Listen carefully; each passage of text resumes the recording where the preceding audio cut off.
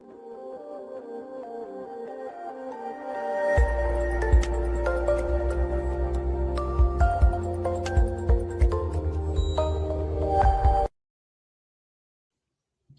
theories abound for the presence of Baphomet.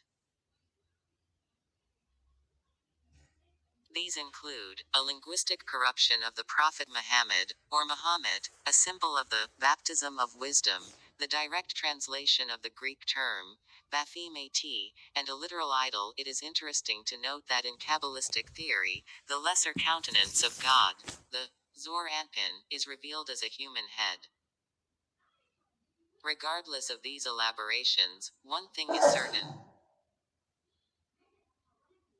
On Friday, October 13th of 1307, the origin of the superstition of Friday the 13th, King Philip ordered the arrest of several hundred Knights Templar, including their Grand Master Jacques de Molay, and formally charged them with heresy, financial corruption, bribery and secrecy.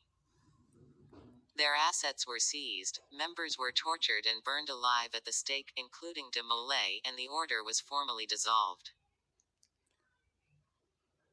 The few Templars who survived the extermination went underground into recluse, re-emerging a few years later to forge alliances with other military Christian orders prevalent in Europe at the time, such as the Order of Teutonic Knights and the Knights of St. John.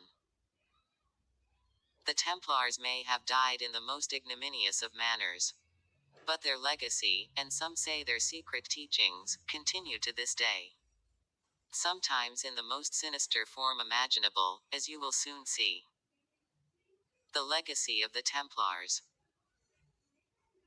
The Templar mystique continues to this day, permeated through the teachings of esoteric orders and secret societies as well as seemingly innocuous entities.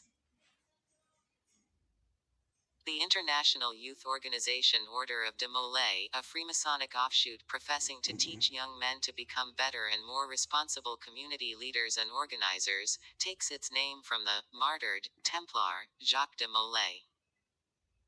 The Catholic fraternal organization the Knights of Columbus freely admit that their structure is modeled after the spirit of the Knights Templar.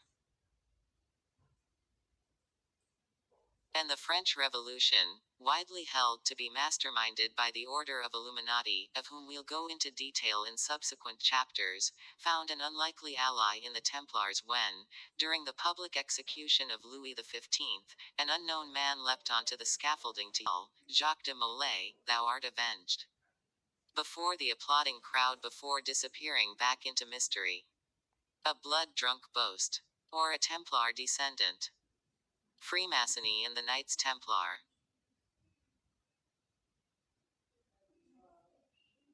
Certain traditions hold that some surviving Templars, who were widespread in their travels and most certainly held alliances and links with numerous European countries, went on to the British Isles, in particular Scotland, where they perpetuated their teachings and practices in secret, eventually forming the nucleus of one of the most powerful and influential secret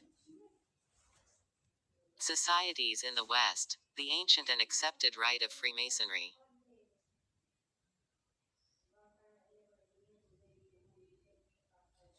The link between the Templars and Freemasonry became even more brazen in the 18th century when the High Knights Templar of Ireland Lodge accepted a charter from the Mother Lodge of Freemasonry in Ireland, itself said to be received from a reconstituted Templar order in Paris, establishing and recognizing their claims of Masonic jurisdiction, eventually incorporating their rites into what has been known as York Rite Masonry. This rite is only available by invitation only, and ostensibly, only Freemasons who profess belief in Christianity, as opposed to standard Freemasonry which is available to anyone who professes belief in a higher power of any sort, are eligible. Yet the historical Knights Templar, who were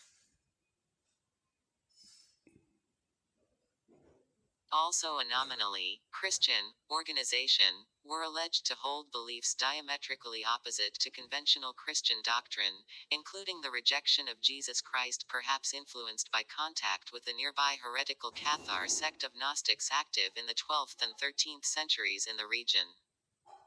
Could it be that their Masonic descendants also teach similar doctrines in their lodge meetings?